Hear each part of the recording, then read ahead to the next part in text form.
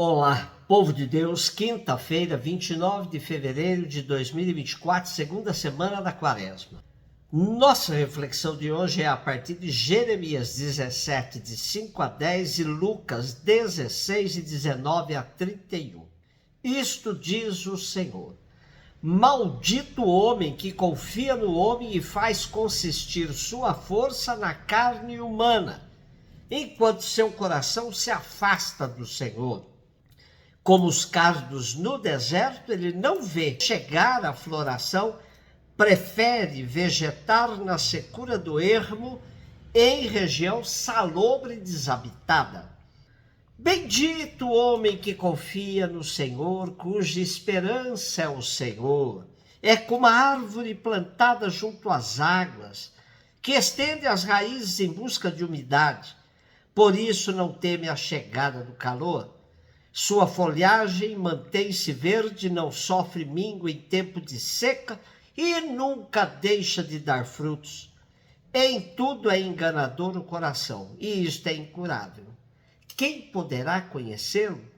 Eu sou o Senhor que perscruto o coração e provo os sentimentos, que dou a cada qual conforme o seu proceder e conforme o fruto de suas obras.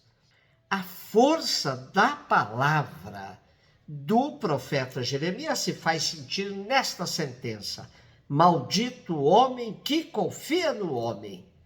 Os interlocutores do profeta entendiam perfeitamente suas palavras e por isso o detestavam e o perseguiam.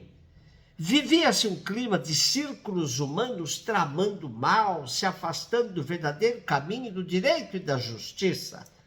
E dentre esses grupos havia alguns que tramavam contra o profeta para se ver livre dele. Porém, o profeta diz conhecer o mal que tramam contra ele e que ele confia mesmo somente no Senhor. Neste contexto, ele contrapõe uma maldição e uma bem-aventurança. Maldito o homem que confia no homem, bendito o homem que confia no Senhor. O coração, para o povo de Israel, era o centro do conhecimento, das decisões. E conhecê-lo é obra exclusiva de Deus. Como diz a sabedoria popular, coração é terra que ninguém pisa. Também se diz que o coração é a morada do amor e dos sentimentos. E assim Jeremias insiste na importância do coração, centro das decisões e da afetividade do ser humano.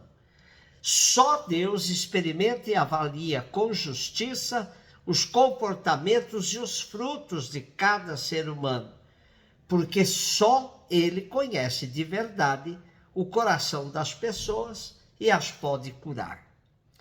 Lucas 16, 19 a 31. Jesus disse aos fariseus: havia um homem rico que se vestia com roupas finas e elegantes, fazia festas esplêndidas todos os dias. Um pobre chamado Lázaro, cheio de feridas, estava no chão à porta do rico. Ele queria matar a fome com as sobras que caíam da mesa do rico. E, além disso, vinham os cachorros lamber suas feridas. Quando o pobre morreu, os anjos levaram-no para junto de Abraão. Morreu também o rico e foi enterrado. Na região dos mortos, no meio dos tormentos, o rico levantou os olhos e viu de longe Abraão, com Lázaro ao seu lado. Então gritou: Pai Abraão, tem piedade de mim. Manda Lázaro molhar a ponta do dedo para me refrescar a língua, porque eu sofro muito nestas chamas. Mas Abraão respondeu: Filho, lembra-te que tu recebeste teus bens durante a vida e Lázaro, por sua vez, os males. Agora, porém, ele encontra aqui consolo e tu és atormentado. E, além disso, há um grande abismo entre nós. Por mais que alguém desejasse, não poderia passar daqui para junto de vós, e nem os daí poderiam atravessar até nós. O rico insistiu: Pai, eu te suplico, manda Lázaro à casa do meu pai, porque eu tenho 5 irmãos. Manda preveni-los para que não venham também eles para esse lugar de tormento. Mas Abraão respondeu: eles têm Moisés e os profetas, que os escutem.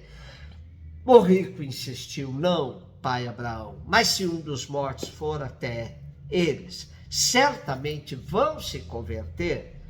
Mas Abraão lhe disse: se não escutam a Moisés nem aos profetas, eles não acreditarão mesmo que alguém ressuscite dos mortos. Nesta parábola do rico Epulão e Lázaro, assim como em todas as parábolas, precisamos prestar atenção para não a levarmos ao pé da letra, como se fosse uma descrição de fatos. Parábola é uma narrativa alegórica que transmite uma mensagem indireta por meio de comparação ou analogia. Portanto, é assim que deve ser entendida. Se fôssemos interpretá-la na forma de descrição, poderíamos cair no erro de pensar que céu e inferno são lugares físicos e de que do inferno se poderia ver o que está se passando no céu, e que seriam dois lugares separados por um imenso abismo que impediria quem está num lugar passar para o outro. Então, fiquemos atentos com o sentido da parábola, com aquilo que Lucas verdadeiramente está querendo passar. Nesta perspectiva, sabemos que Lucas é o evangelista que mais bem apresenta a desigualdade social como o grande desvio da humanidade. Assim, como no canto do Magnificat, Lucas apresenta a tese da reviravolta que acontecerá entre os que gozam a vida aqui sem sensibilidade com seus irmãos e os pobres que só podem contar com a misericórdia do Pai. A parábola de hoje é muito realista, por um lado, e por outro, dramática, ao mostrar que até cães têm mais empatia com os pobres que os ricos, que permanecem indiferentes. Chega, porém, o dia da morte a que ninguém escapa. Inverte-se a situação. O rico da parábola não é descrito como uma pessoa má e perversa, pois mesmo no sofrimento quer salvar seus irmãos.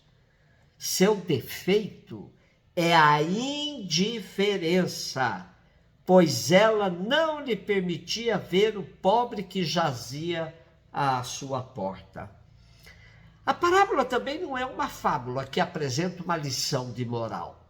O que Lucas quer, na verdade, é criticar a sociedade classista, onde o rico vive na abundância e no luxo, enquanto o pobre morre na miséria.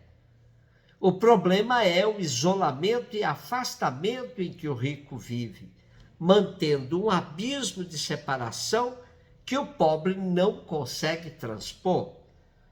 Os abismos entre os ricos e os pobres continuam hoje, com os altos muros dos condomínios fechados, com as cercas elétricas e toda uma parafernália e câmeras a vigiar as residências.